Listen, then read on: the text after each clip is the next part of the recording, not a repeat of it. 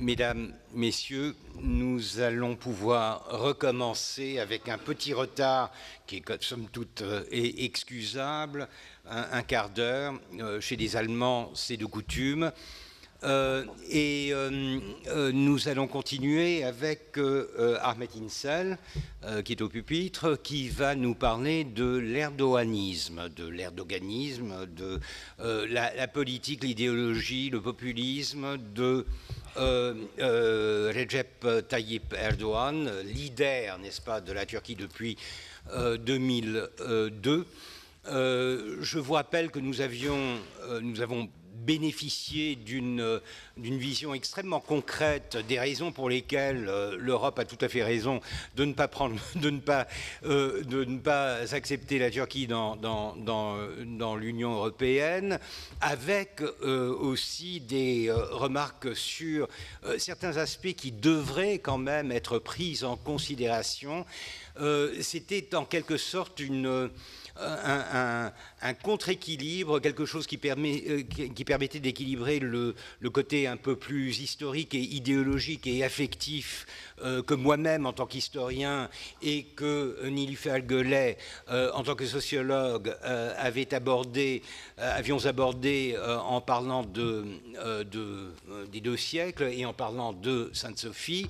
Là, nous avons eu du concret avec des graphiques à l'appui qui expliquaient que franchement, rien n'allait bien en Turquie en ce moment et que par conséquent, le problème était non seulement idéologique, mais aussi structurel, qu'il s'agissait de problèmes économiques, financiers, extrêmement concrets qui empêchaient en quelque sorte l'adhésion de la Turquie à l'Union européenne. Mais vous vous souviendrez aussi que derrière ces problèmes concrets se situait une volonté politique qui elle-même était extrêmement problématique. Un exemple concret qui a été cité par le professeur Gürsel, c'est cette lubie d'Erdogan à croire que qu'en baissant les taux d'intérêt, on arriverait à baisser l'inflation. Bon, un contresens économique, ce qui vous donne une idée de comment, encore une fois, l'irrationnel, alors c'est pas je t'aime moi non plus, mais c'est vraiment l'irrationnel avec ses gros sabots, qui traverse les décisions rationnelles et qui empêche en quelque sorte le développement d'une relation saine entre la Turquie et l'Europe, et au-delà des relations de la Turquie avec l'Europe, qui grève sérieusement l'économie turque, causant cette inflation galopante que nous avons observée depuis quelques années. Je pense que, par conséquent, la transition est tout à fait naturelle de ce sujet économique sous-tendu de politique à une discussion du politique avec une focalisation sur, justement, la politique, l'idéologie qui détermine la manière dont la Turquie est gérée, dirigée depuis 2002 et en particulier depuis, disons, les années 2010, lorsque tout d'un coup, tout a commencé à chavirer et que les relations qui étaient somme toute assez bonnes jusque-là, se retrouvent dans une situation désastreuse et que nous parlons vraiment de désamour, je recite Nilüfer Göle, voire même de conflits plus ou moins ouverts entre l'Europe et la Turquie et entre l'Occident et la Turquie. Parce que ce qui est frappant, c'est que je n'aime pas trop, enfin, j'ai tort de dire ça parce que ça fait partie du titre de mon cours, mais je n'aime pas trop utiliser le terme d'Occident parce qu'il est grevé par toutes sortes de connotations extrêmement anciennes et très lourdes, difficiles à porter. Mais en ce moment, vu de la Turquie, il y a un problème de l'Occident, il y a une perception de l'Occident comme étant désormais un adversaire, un ennemi, et un ennemi qui en plus est historiquement responsable de tous les maux de la Turquie dans son sens le plus large, avec l'Empire ottoman comme son prélude entre guillemets. Donc voilà, je ne vais pas abuser de mon temps, je vais passer la parole à Ahmet İnsel, je vous rappelle, politologue, universitaire, mais aussi éditeur, donc très actif dans le domaine public, dans l'édition, dans la défense des droits en Turquie, et qui va nous parler donc du problème Erdogan, si vous voulez, de l'erdoganisme comme étant une idéologie anti-occidentale à relent islamo-nationaliste. Merci Edhem. Merci Edhem. Je voudrais tout de suite commencer par une remarque que Ethem Eldam vient de prononcer. D'abord, je remercie le Collège de France et particulièrement Ethem Eldam d'avoir organisé cette journée qui permet d'échanger entre nous et avec vous sur les questions actuelles. On n'arrivait plus ces derniers temps à se rencontrer. C'était une très très bonne occasion pour nous aussi de se retrouver autour d'une table de discussion. Ethem Eldam disait que jusqu'aux années 2010, ça allait à peu près bien. Oui, à peu près bien, dans le cadre d'un gouvernement culturellement conservateur, économiquement libéral et politiquement démocrate conservateur. Ça allait à peu près, on avait l'habitude en Turquie, on en avait vu d'autres auparavant. Le basculement se fait effectivement progressivement, sûrement. Il n'y a pas une date J qui peut nous expliquer le moment du basculement de cette démocratie conservatrice vers un autoritarisme qui se transforme en une autocratie comme aujourd'hui. Mais je vais vous rappeler un peu la perception, pas simplement du côté de la Turquie, mais la perception en Europe de Tayyip Erdogan en 2010, 2011. C'est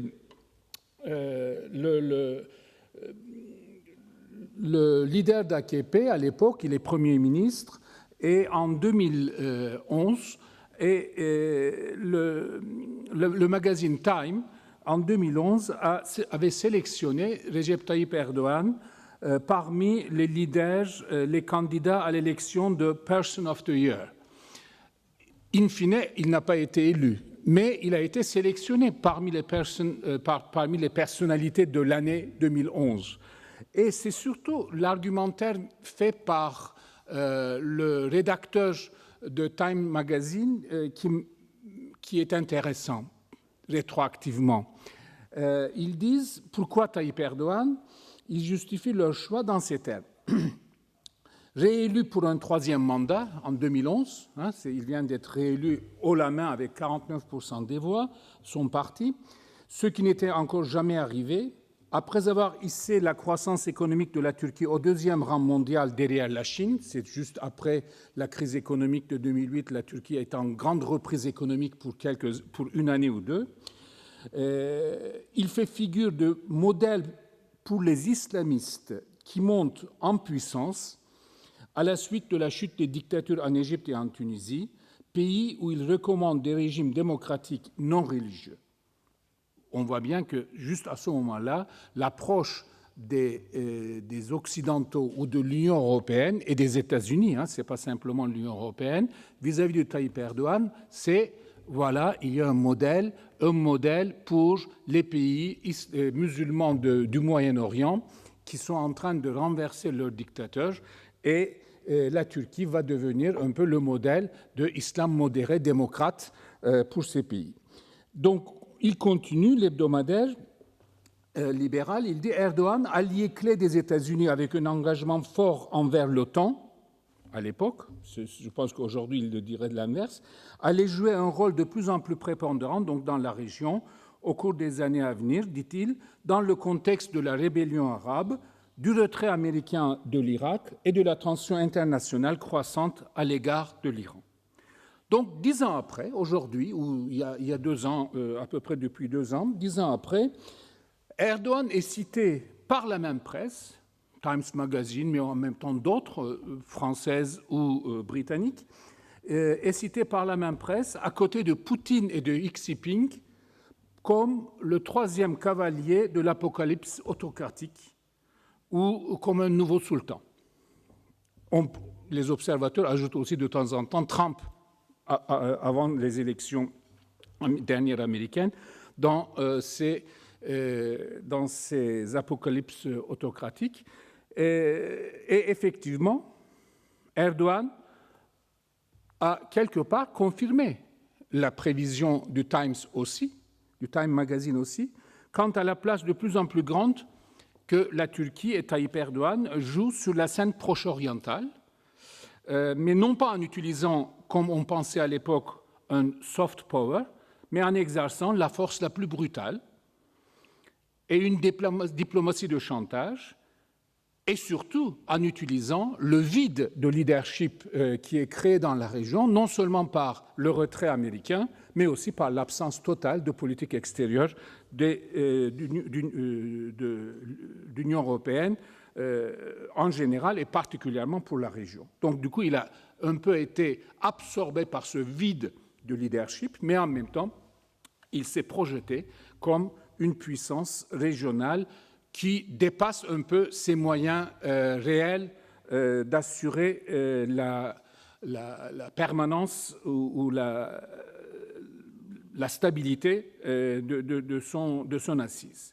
Aujourd'hui, il est montré du doigt comme l'exemple même de ces hommes forts qui montent à travers les différents continents et qui font partie de ce qu'on appelle le club des brutes. Alors, ce changement de spectaculaire de l'appréciation de la personnalité d'Erdogan en moins de 10 ans me paraît un peu excessif. Il était excessif en 2010, les louanges qui a été prononcées à Erdogan. Je pense qu'il est aussi excessif de mettre Erdogan au même niveau que Poutine et Xi Jinping, vu la taille de la Turquie et les puissances de la Turquie. Je pense que c'est plutôt un effet de journalisme plus que d'analyse politique établie. Mais par contre, je pense qu'il est quand même important que d'analyser Tayyip Erdogan dans un mouvement mondial de ce que nous appelons les nouveaux autoritarismes.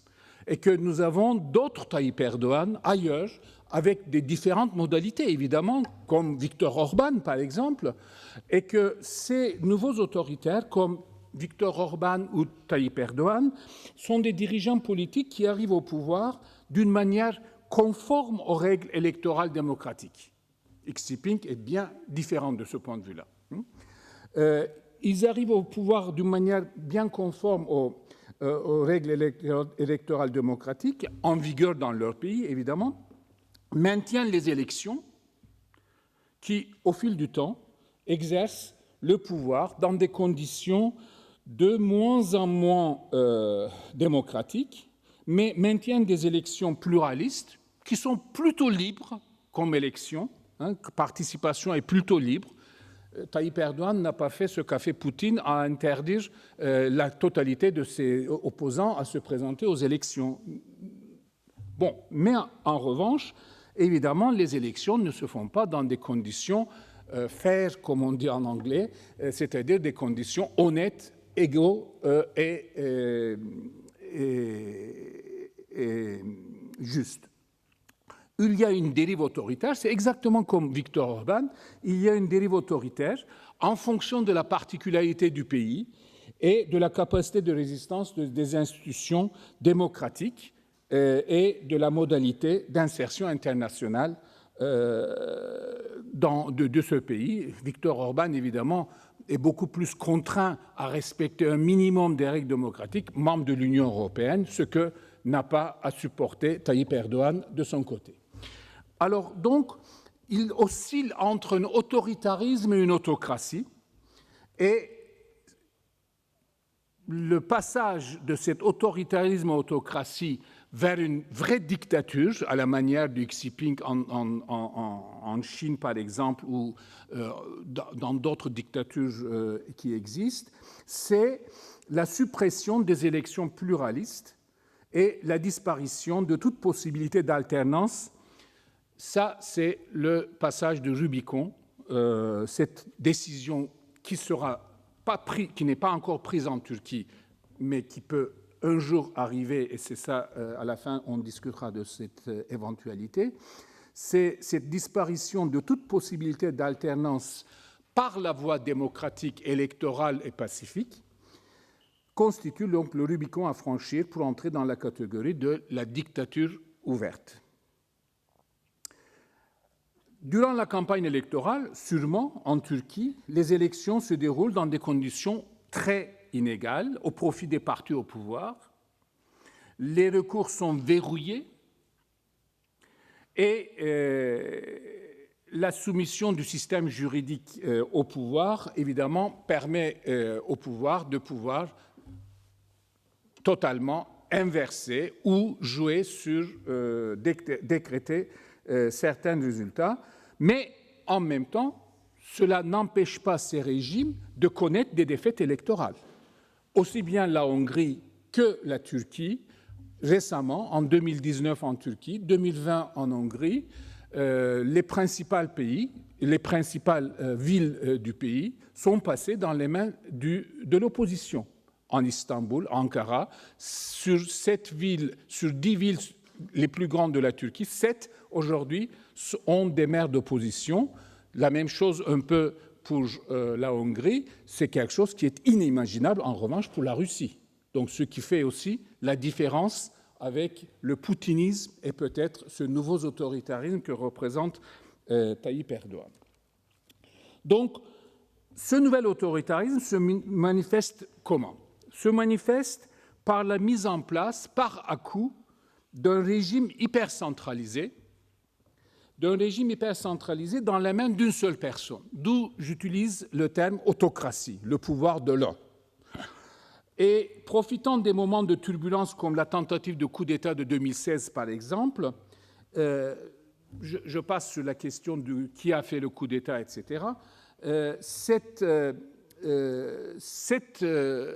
coup d'État permet à Tayyip Erdogan de réorganiser, de mettre en place un contre-coup d'État, d'une certaine manière, et habile tacticien, il saisit l'occasion de cette suspension de l'état de droit pour transformer le régime en un régime hyper présidentiel, ou on dit en sciences politiques présidentialiste, et en même temps lui permet de mettre en place une dynamique de transformer l'État en un parti-État, un parti AKP. Le parti en question perd son caractère de parti politique, devient une machine totalement au service des desseins de Tayyip Erdogan et de son clique, perd totalement la dimension au sens propre du parti politique, mais devient une fusion entre le parti et l'État. Le parti-État est en place avec, à sa tête, une hiérarchie très verticale, presque la verticale de Poutine est totalement mise en place en Turquie d'une certaine manière, avec à sa tête Tayyip Erdogan, qui à partir de 2018 devient président de la République, Premier ministre, président du parti majoritaire au Parlement, donc du coup contrôlant totalement le Parlement, chef des forces armées, chef direct de la police via son cabinet, et en même temps, évidemment, capable de nommer la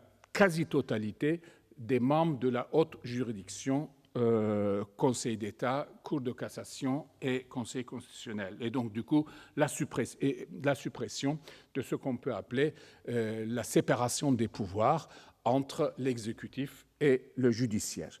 C'est le schéma d'une unicité du pouvoir tel qu'on pouvait discuter dans les années au XIXe siècle, unicité du pouvoir au sens propre du terme, qu'on peut rencontrer dans certains régimes qui sont des régimes de dictature de parti unique.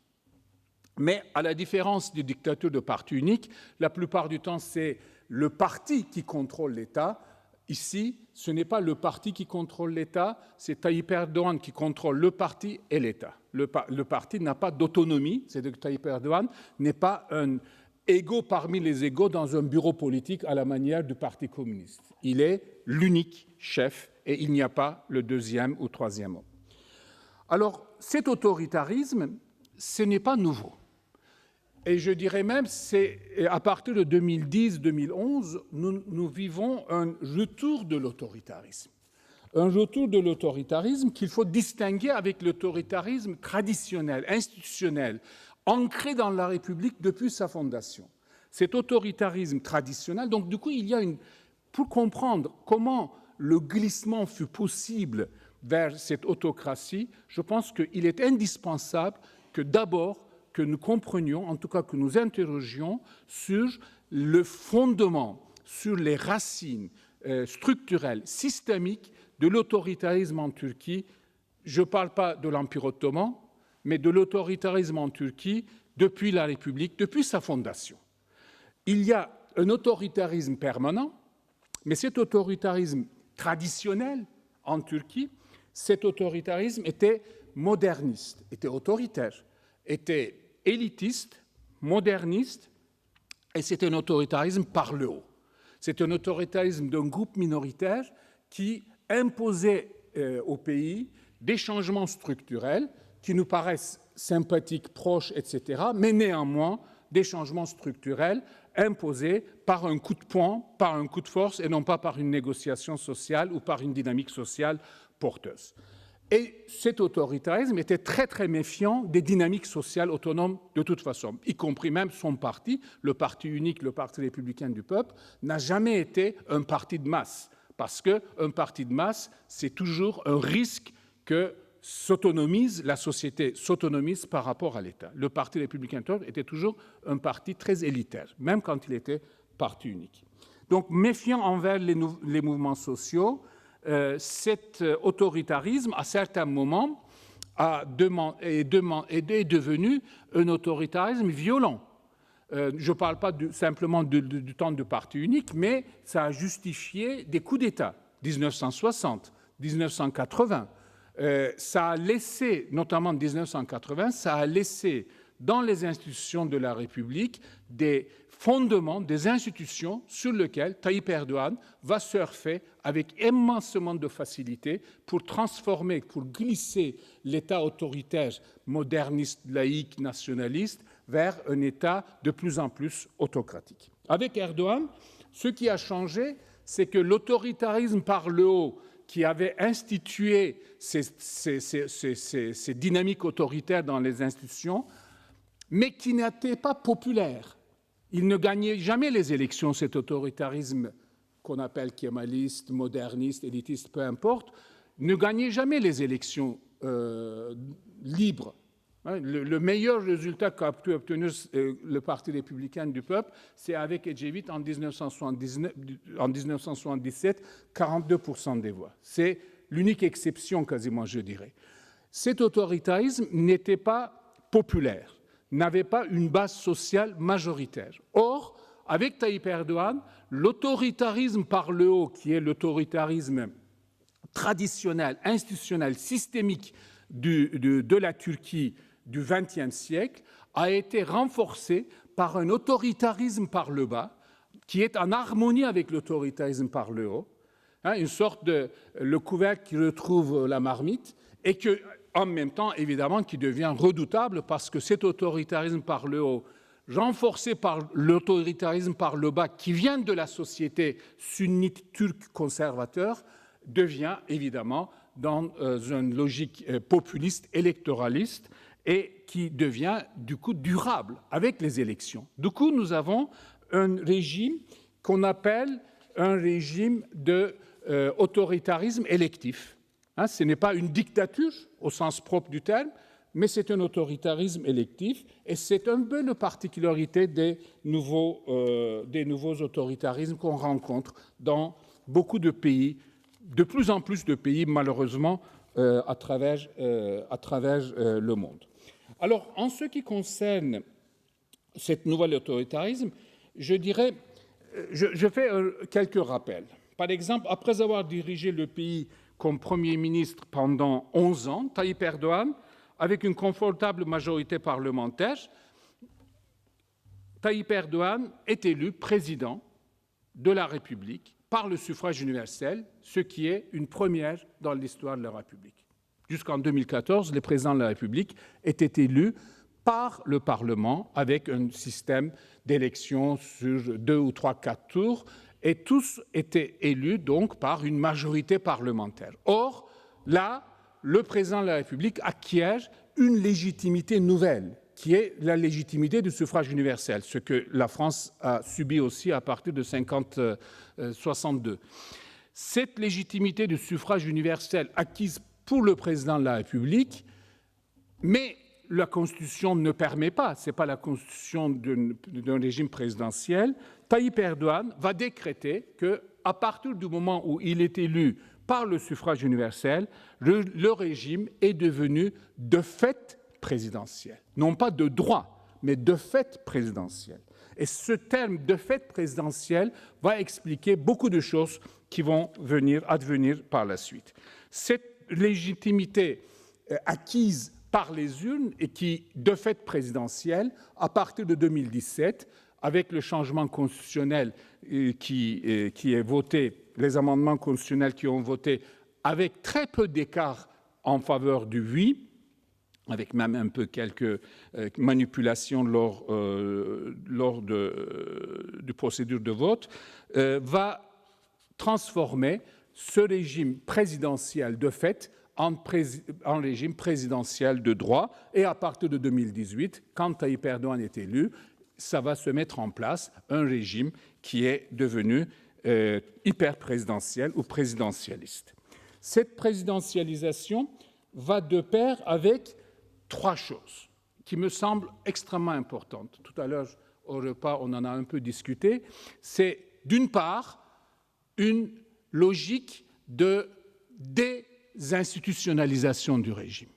Tayyip Erdogan et son clique désinstitutionnalisent, c'est-à-dire que les institutions sont vidées de leur histoire, de leur tradition, et deviennent des boîtes vides totalement soumises aux besoins à court terme, au jour le jour, du pouvoir en termes politiques.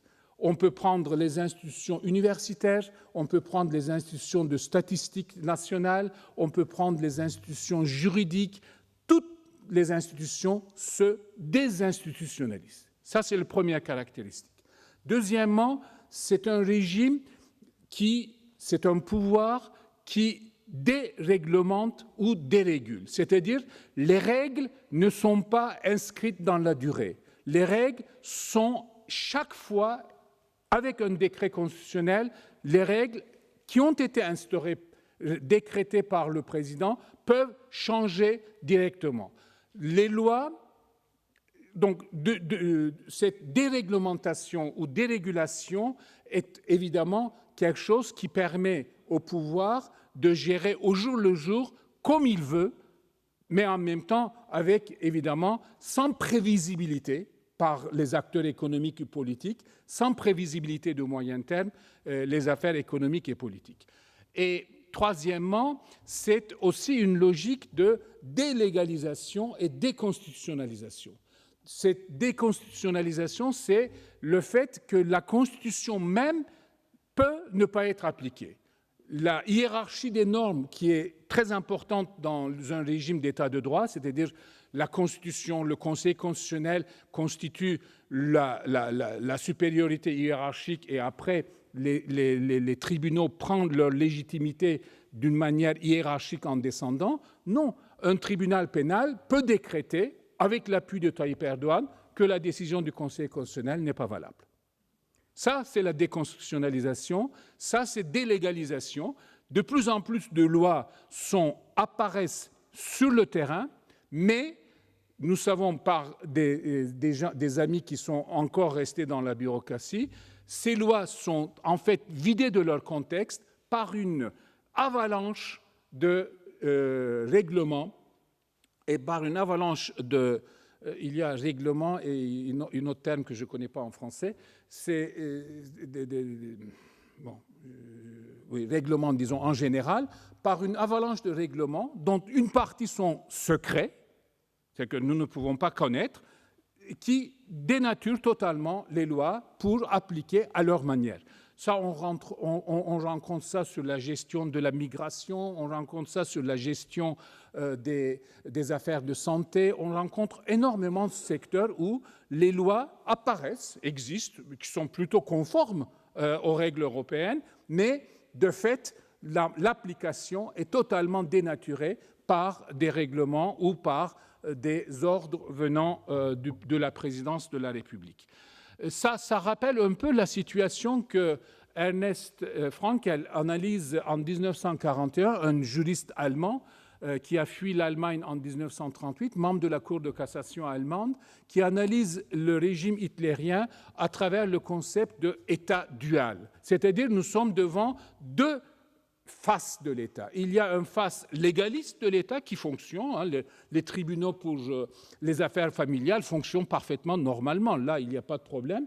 Mais en même temps, les tribunaux pénaux, par exemple, peuvent fonctionner tout à fait normalement, mais un jour, ça peut totalement changer. Ou bien, la même administration peut avoir une décision tout à fait conforme aux normes juridiques en vigueur et le lendemain peut prendre une décision totalement différente qui provient des besoins du pouvoir. En matière pénale, par exemple, en Turquie, nous sommes totalement devant cette situation. Les tribunaux pénaux peuvent prendre des sanctions tout à fait légales, officiellement reconnues qui s'appuient sur les lois existantes, ou inventer totalement des procédures qui n'existent pas, des procédures pénales qui n'existent pas, tout simplement par une décision qui provient du palais présidentiel. Donc, nous sommes dans un système qui s'appelle « système de gouvernement de la présidence de la République ». Son nom déjà indique le caractère totalement ad hoc du régime, système de gouvernement de la présidence de la République. C'est un euphémisme pour désigner un régime taillé sur mesure pour donner les pleins pouvoirs à Tayyip Erdogan en tant qu'autocrate élu. Donc, l'erdouanisme, les caractéristiques saillantes de l'erdouanisme, c'est le règne de l'arbitraire, l'imprévisibilité dans le domaine économique comme dans le domaine politique. Les lois, les règlements, toutes les règles du jeu en général peuvent changer et par simple décret présidentiel ou par simple prise de position présidentielle au gré des nécessités du pouvoir ou au gré des perception du pouvoir, comme en économie, par exemple, comme Seyfettin Gürsel a présenté. C'est une perception très subjective du pouvoir qui est un peu sur la question du taux d'intérêt. Ce n'est pas simplement une mauvaise interprétation de ses faibles connaissances en économie, mais aussi, je pense, il y a une obstination religieuse dans cette position. Vous savez que le taux d'intérêt est interdite et maudite dans l'islam. Alors, les révocations massives des fonctionnaires par simple décision administrative, sans motif officiel, sans possibilité de recours, l'incarcération des élus, des avocats, des journalistes, des universitaires, des syndicalistes ou des simples citoyens qui ont osé exprimer de manière un peu véhémente une opinion négative sur le chef de l'État ou de son entourage sont les manifestations les plus visibles des abus répressifs commis par l'appareil judiciaire en Turquie et de la disparition de toute sécurité juridique en général. Cette disparition de sécurité juridique a des conséquences économiques. Si tout à l'heure, Seyfettin Gürsel a parlé de la chute des investissements directs étrangers, en partie, ces investissements directs étrangers ne viennent pas en Turquie parce qu'ils ne retrouvent plus la sécurité juridique minimale en Turquie. La Turquie ne présente pas la sécurité juridique minimale.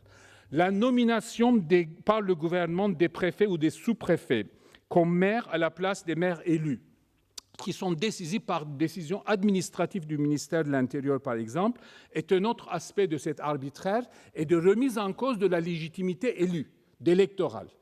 Sur 64 maires élus en 2019 sur les listes de Parti démocratique des peuples, HDP, 59 ont été dessaisis au jour d'aujourd'hui par la décision administrative du ministère de l'Intérieur, et des administrateurs ont été nommés à leur place. Sur 59, à peu près 3/4 ont été incarcérés avec des accusations justement du terrorisme, comme on nous a rappelé ce matin.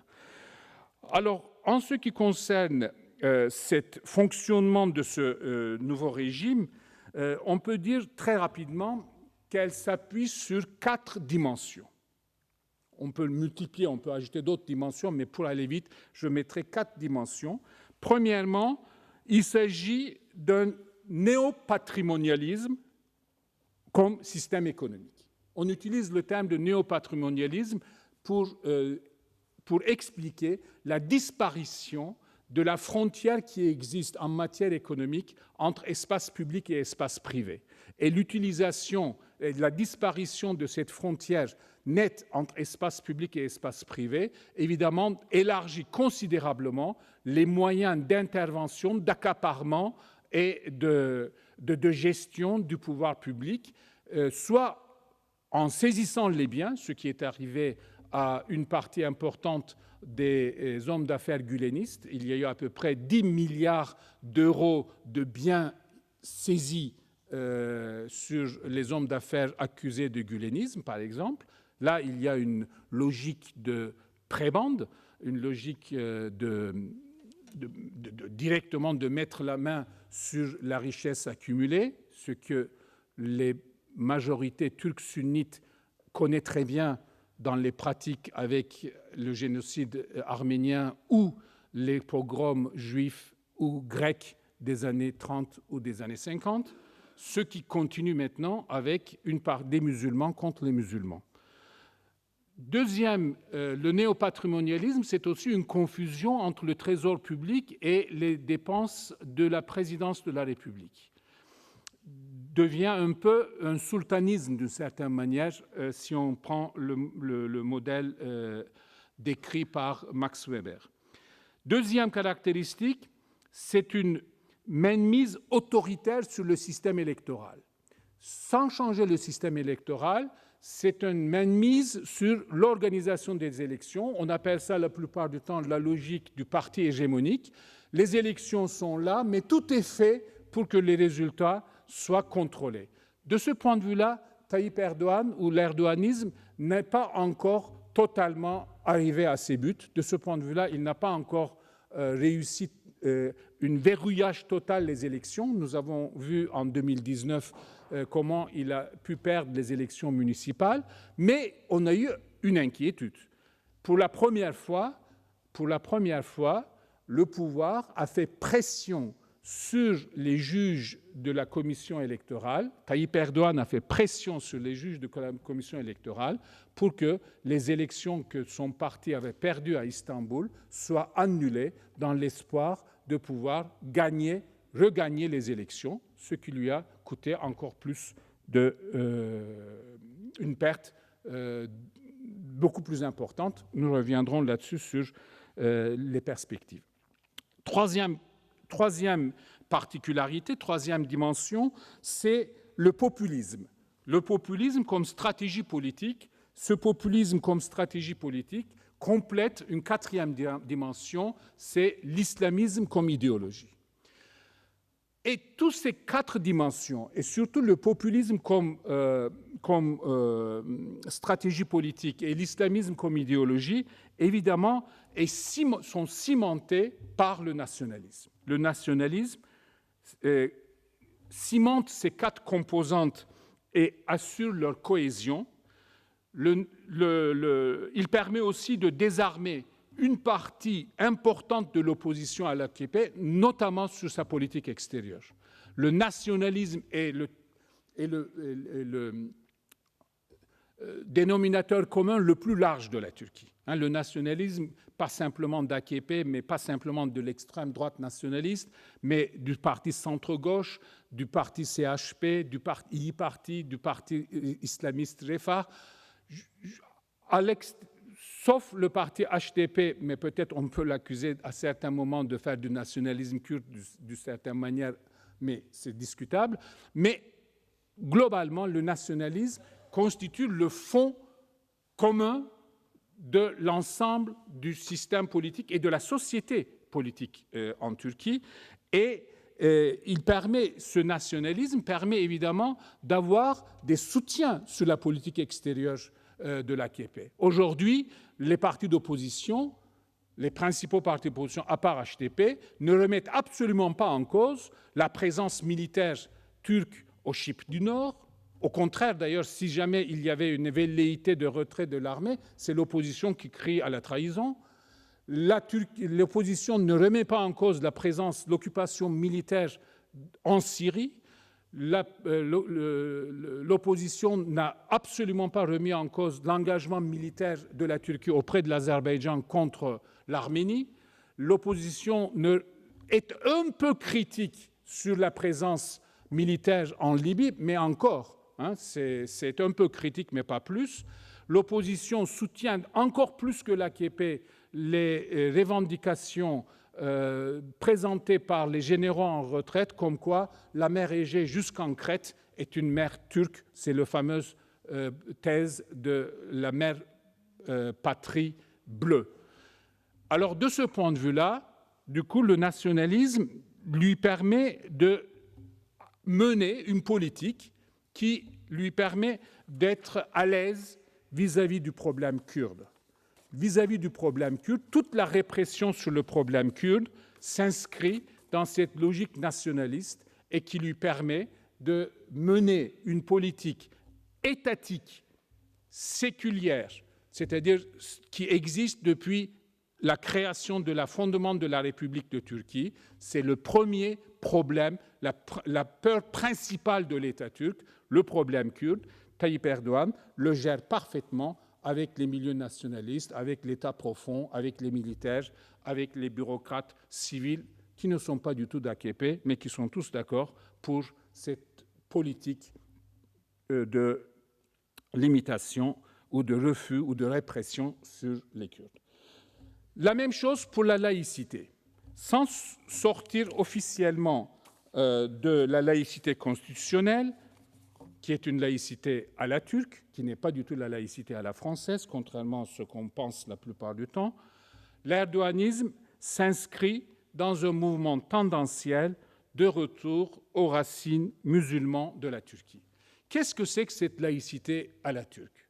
La laïcité à la turque, c'est quelque chose qui est beaucoup plus proche de cette laïcité conçue par Napoléon Bonaparte qu'on est en train de fêter ou commémorer son décès il y a 200 ans.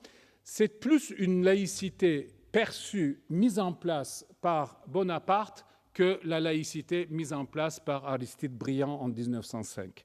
N'oublions pas que Bonaparte n'était pas contre la séparation de l'État et de la religion. Au contraire, ce qu'on appelle la stratégie concordataire de Bonaparte avec le pape, c'était le contrôle de l'Église par l'État.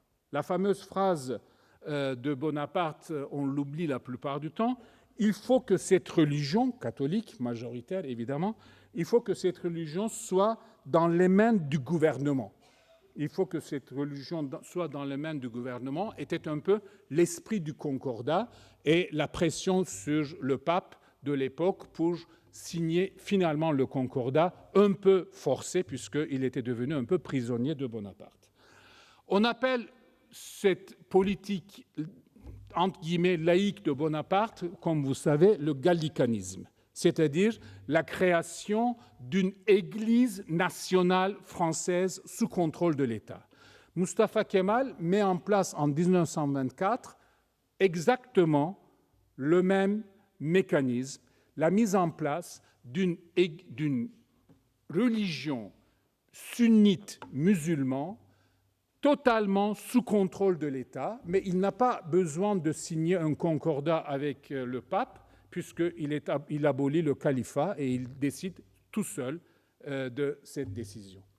Alors, cette laïcité, qui est une laïcité ou une politique séculière, plus exactement, qui est faite en intériorisant la religion dominante dans l'État, en fonctionnalisant la religion dominante dans l'État, qui veut créer une religion sunnite musulmane turque contrôlée par l'État, permet à Tayyip Erdogan ou aux musulmans au pouvoir de inverser totalement la fonction de cette organisation administrative, de cette direction administrative, sans changer aucune loi. Aujourd'hui, les lois sur Diyanet, sur la direction des affaires religieuses, sont les mêmes que les lois qui ont été instaurées ou les pratiques qui ont été, les pratiques je ne dirais pas, mais les lois et règlements qui ont été mis en place après le coup d'État de 1980 ou même, je dirais, jusqu'en 1924. Par contre, c'est sa disponibilité dans les mains de l'État, cette fois-ci d'une idéologie islamiste, qui fait qu'aujourd'hui, Diyanet est devenu le bras idéologique majeur du pouvoir. Autrement dit, la laïcité instaurée par Mustafa Kemal a facilité aujourd'hui à l'AKP d'instaurer une islamisation de la société sans coupure et dans une continuité constitutionnelle, dans une continuité institutionnelle parfaite, simplement en détournant l'usage qui est prévu pour le Diyanet. Aujourd'hui, Diyanet est devenu vraiment le bras séculier, donc islamiste, d'une idéologie islamiste, non pas de la mise en place de la charia, mais de l'islamisation de l'espace public. Le travail du Diyanet, ce n'est pas d'interdire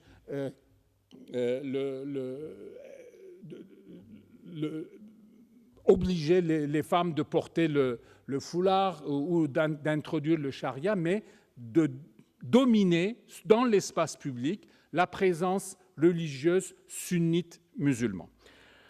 Et avec une prolongation au niveau international. Aujourd'hui, Diyanet dispose dans plus de 90 pays, direction des affaires religieuses, dispose dans plus de 82 pays, soit un attaché, soit un conseiller des affaires religieuses. C'est quelque chose qu'on peut difficilement imaginer dans un État qui est vraiment laïque a priori. Alors, dans cette réislamisation s'effectue par la valorisation de la famille, évidemment, avec la femme dans un rôle de mère et d'épouse, par la promotion des pratiques culturelles sunnites, par le soutien aux pratiques caritatives des confréries religieuses. Et les confréries religieuses, aujourd'hui, investissent massivement dans les administrations publiques. Et il y a une lutte, d'ailleurs, entre les confréries religieuses. Fethullah Gülen et son équipe avaient fait la même chose, mais comme ils ont à un moment donné voulu devenir vizir à la place du vizir, ils ont perdu la guerre et ils ont été laminés. Alors, ce populisme répressif devient de plus en plus massif avec la criminalisation de l'opposition, avec le bâillonnement des médias, avec la réislamisation de l'espace public et avec l'exaltation nationaliste matinée de nostalgie d'empire, mais ils ne suffisent pas pour perdurer le pouvoir. Ils ne suffisent pas pour perdurer le pouvoir parce qu'il y a le besoin d'une sanction ultime par les unes qui reste incontrôlable au jour d'aujourd'hui encore en Turquie. Donc l'erdoganisme est un populisme qui sépare la société entre nous et le peuple. Nous, le peuple, et c'est nous, le peuple, avec Tayyip Erdogan qui est son matérialisation, incarnation personnelle, qui est une entité morale, pure et unie. Et en face, il y a les « eux », onlar, c'est un terme qu'utilise énormément Tayyip Erdogan, eux eux, ce sont les élites corrompues et méprisantes. C'est un groupe étranger à sa propre culture et à la nation. Ce sont des thèmes qu'on retrouve à peu près dans tous les mouvements populistes réactionnaires à travers le monde. De ce point de vue-là, l'erdoganisme n'a aucune particularité du point de vue de cette séparation entre eux et nous sur la base culturelle, élitiste, etc. Erdogan se positionne toujours comme l'incarnation de la volonté nationale et comme seule personne à même de discerner le bien commun. Et il travaille toujours, dans les moments critiques, à alimenter, si ce n'est à aggraver, les 3 fractures sociales historiques de la Turquie. Première fracture sociale de la Turquie, c'est la fracture entre les Turcs et les Kurdes. De ce point de vue-là, le problème kurde en Turquie est d'abord un problème des Turcs. C'est les Turcs qui ne savent pas où placer les Kurdes qui demandent une égalité citoyenne. Et le jour où les Turcs sauront exactement ce que veulent, auront une position claire là-dessus, peut-être on peut avancer, mais aujourd'hui, la majorité des Turcs veulent que les Kurdes deviennent purement et simplement turcs. Ce qui est, je crois, impossible désormais, peut-être au XIXe siècle, mais plus aujourd'hui. Deuxième, et de ce point de vue-là, tant que le problème kurde existe, Tayyip Erdogan est du côté des Turcs en tant que Turc et il est capable de mobiliser les Turcs dans ce problème, dans cette dynamique. Deuxième clivage, c'est un clivage religieux sunnite alévite. Tayyip Erdogan, pour les sunnites, les alévites, c'est l'autre le plus, je dirais, dangereux, plus que les Grecs et les Juifs, parce qu'il n'y en a plus quasiment les Arméniens. Les alévis représentent l'autre le plus proche et le plus à rejeter d'une certaine manière. Et Tayyip Erdogan, de ce point de vue-là, alimente régulièrement cela parce que les alévis se retrouvent en grande partie dans le parti d'opposition CHP et ça facilite à Tayyip Erdogan de condamner la CHP à une image de parti alévite. Donc du coup, même les sunnites qui sont contre Tayyip Erdogan ne voteront pas CHP. Ils voteront İYİ Parti, Saadet, etc. parce qu'il y a cette image de parti alévite. Et ça, c'est une force de Tayyip Erdogan. Et troisièmement, entre conservateurs modernistes ou musulmans et laïcs, et là-dessus aussi, la majorité de la Turquie se considère comme conservateur musulman, et par conséquent, Tayyip Erdogan se place turc, sunnite, musulman conservateur, donc représente la majorité sociologique du pays. Évidemment, cette majorité sociologique s'effrite. La crise économique,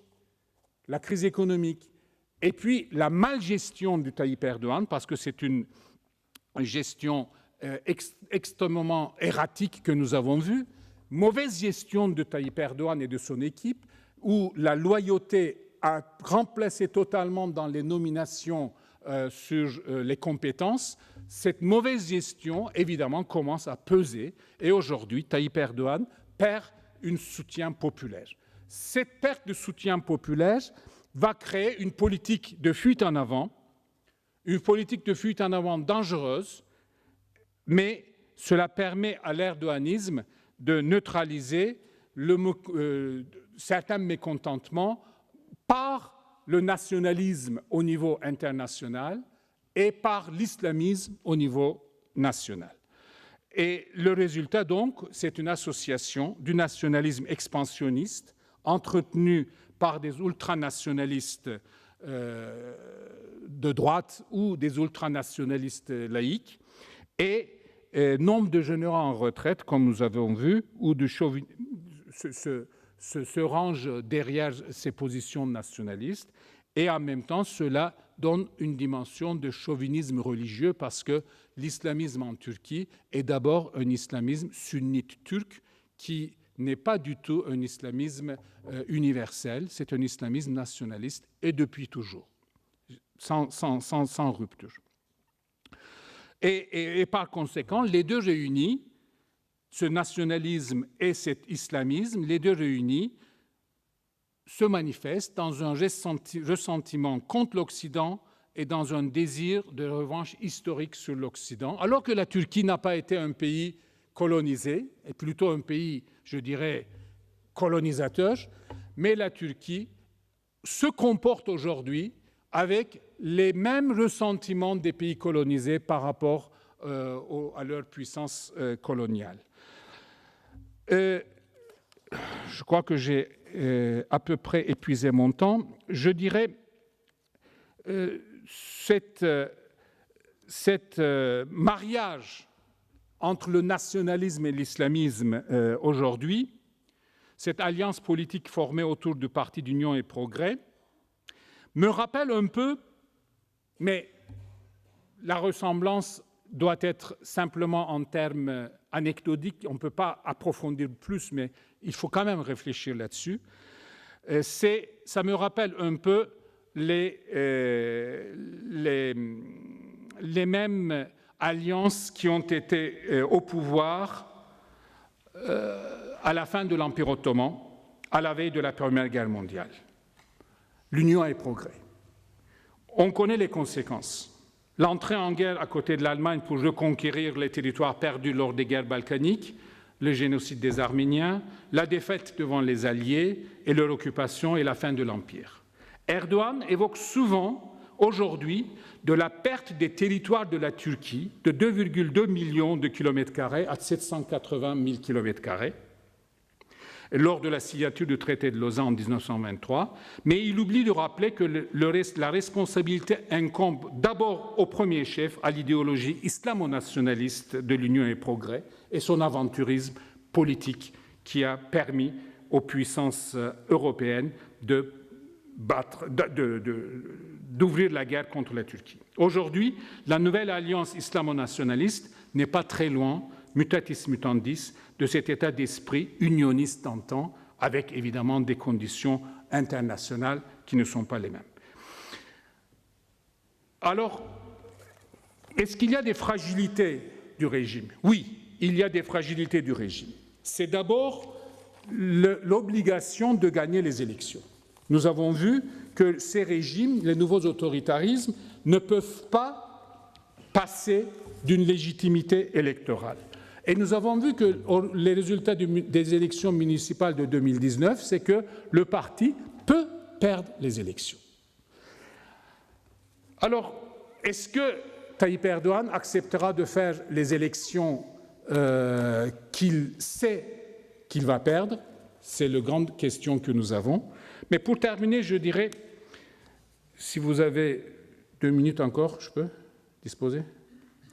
Depuis la proclamation de la République en 1923, donc la Turquie a connu une longue séquence d'autoritarisme moderniste élitiste, avec quelques périodes d'avancée vers la démocratie qui ont été interrompues par la violence, massacres, pogroms, coups d'État, répression massive, etc. Après la période de normalisation démocratique qui avait commencé un tant soit peu au début des années 2000, notamment dans la perspective d'adhésion à l'Union européenne, la Turquie connaît désormais, depuis une dizaine d'années, depuis 10 ans à peu près, une nouvelle séquence d'autoritarisme qui se manifeste sous la forme d'un populisme islamo-nationaliste qui se manifeste aussi sous forme d'un régime autocratique. Celui-ci puise son énergie d'une soif de vengeance contre les promoteurs historiques du projet d'occidentalisation et dans un ressentiment envers l'Occident qui, après avoir ouvert la porte, lui a fermé au nez de l'Union européenne. La superposition de ces deux sentiments sont antinomiques. À la fois, on veut se venger sur les Occidentaux chrétiens, mais en même temps, on a un ressentiment parce qu'on a fermé la porte au nez d'une adhésion au club des chrétiens qu'on appelle les chrétiens. Mais cette superposition de ces deux sentiments antinomiques alimente au sein de la société une agressivité que le pouvoir renforce en exacerbant la guerre culturelle et les pratiques répressives de l'État sécuritaire. La Turquie connaît depuis un siècle une guerre culturelle entre les modernistes et les conservateurs et Tayyip Erdogan travaille particulièrement sur la continuation de cette guerre culturelle. Le conflit kurde, qui perdure depuis 4 décennies, et depuis 2016, la volonté d'éradication des membres et des sympathisants présumés de la confrérie Gülen servent à justifier aujourd'hui, sous couvert de lutte contre la terreur, la politique de criminalisation des opposants et de toute défiance publique exprimée contre l'autocrate élu. La Turquie d'Erdogan donne aujourd'hui l'impression de naviguer à vue, mal gérée, au gré des rapports de force, sans un réel port d'attache à l'horizon. Donc, en termes de prévisibilité, nous ne savons pas, nous ne sommes incapables d'avoir une prévision sur les 5 années à venir de la Turquie, y compris dans ses relations avec l'OTAN ou la Russie. Tout ceci est terriblement fluctuant au gré des rapports de force, au gré des humeurs quasiment, je dirais, de l'autocrate. Donc, sans un réel port d'attache à l'horizon, et nous avons donc un régime qui, entre chronique capitalisme, le capitalisme de copains, si vous voulez, essoufflé, arrogance aux accents néo-impériaux, relations turbulentes avec les alliés occidentaux et des rapports très fragiles d'alliance et de rivalité avec la Russie, à quoi s'ajoute la militarisation de l'État sécuritaire, les effets de récession de la pandémie, ainsi que de la dégradation brutale de la plupart des indicateurs économiques que nous avons vus avec Seyfettin Gürsel. L'erdoganisme craint de plus en plus l'avenir et se raidit de plus en plus. La résilience de la société civile pourrait-elle venir à bout de ce régime autocratique? Nous espérons tous, je crois, mais il faudrait pour cela que les oppositions à Erdogan réussissent à surmonter leur inimité ethnique et culturelle. C'est aussi la force de Tayyip Erdogan de pouvoir diviser l'opposition sur les 3 fractures sociales que j'ai indiquées tout à l'heure. Qu'elles se libèrent de leurs démons historiques, l'opposition, les oppositions, et se rassemblent dans une sérénité retrouvée pour la paix et la démocratie. Il y a quelques tentatives aujourd'hui. Les 6 partis d'opposition se sont entendus pour que, s'ils gagnaient les élections, ils reviendraient à un régime de parlementarisme renforcé. Mais, en même temps, cette alliance est une alliance exclusivement contre Tayyip Erdogan en personne et non pas pour une Turquie différente, puisque là-dessus, l'entente est pour le moment quasiment impossible. Cette perspective de gagner les élections est possible, difficile, bien difficile à réaliser pour le moment, sauf si, faisant feu de tout bois, pour se maintenir au pouvoir, l'erdoganisme en venait à plonger la Turquie dans une aventure catastrophique, en instaurant une dictature ouverte, supprimant tous les contrepoids, et surtout se libérer de la contrainte de gagner les élections. Ce jour-là, si Tayyip Erdogan décide de passer le Rubicon d'une dictature ouverte, évidemment, la Turquie sera dans une configuration totalement différente que personne ne peut prévoir l'issue. Je vous remercie.